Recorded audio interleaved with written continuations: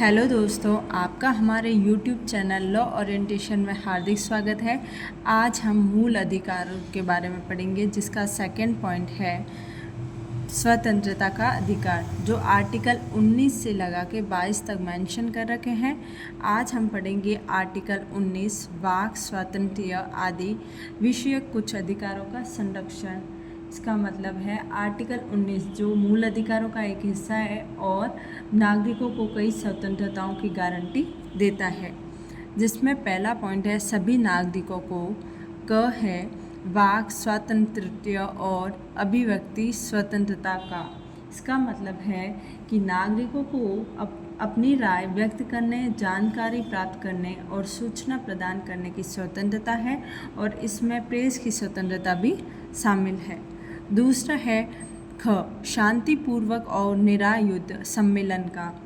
इसका मतलब है कि शांतिपूर्वक और बिना हथियारों के इकट्ठा होने की स्वतंत्रता भी दी गई है। तीसरा है संगम या संघ या सहकारी समितियां बनाने का।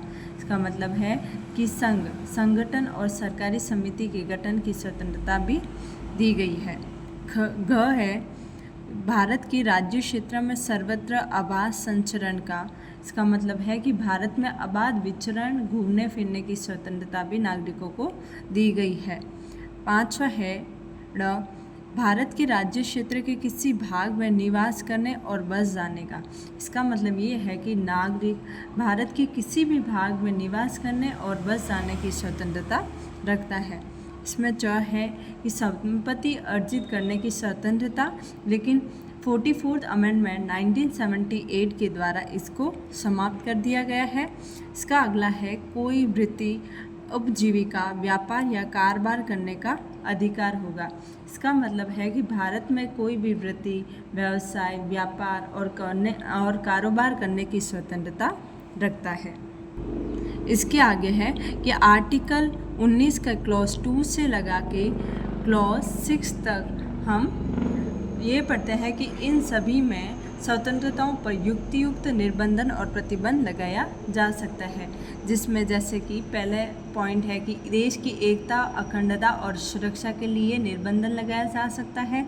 दूसरे में दे रखा है कि लोक व्यवस्था, तीसरे में मानहानि और चौथे में न्यायालय की अवमानना के लिए, पांचवें में पड़ोसी देशों के साथ संबंध बनाने के लिए और छठा पॉइंट है जनजातियों को नुकसान और अगला है अपराध को उत्प्रेरित करने के लिए भी आदि। इन सभी पॉइंट के आधार पर निर्बंधन लगाया जा सकता है।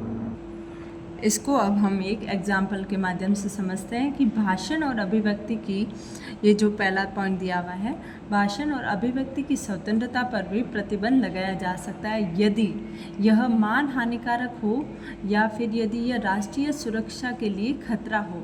इसी तरह इकट्ठा होने की स्वतंत्रता पर भी प्रतिबंध लगाया जा सकता है यदि वह सार्वजनिक व्यवस्था के लिए खतरा हो।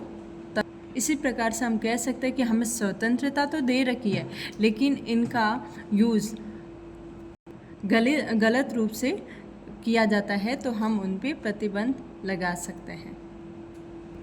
ऑल ओवर हमारे आर्टिकल 19 के क्लॉज 2 से लगा के 6 में यही कह रहे हैं कि इन स्वतंत्रताओं पर लोक व्यवस्था, नैतिकता और भारत की संप्रभुता और अखंडता के आधार पर उचित प्रतिबंध लगाए जा सकते हैं। इसके आगे का हमारा नेक्स्ट आर्टिकल है आर्टिकल 20, जो हम अपने अगले लेक्चर में बताएंगे। अगर आपको हमारा वीडियो अच्छा लगा तो लाइक, शेयर एंड सब्सक्राइब जरूर कीजिएगा। Thanks for watching.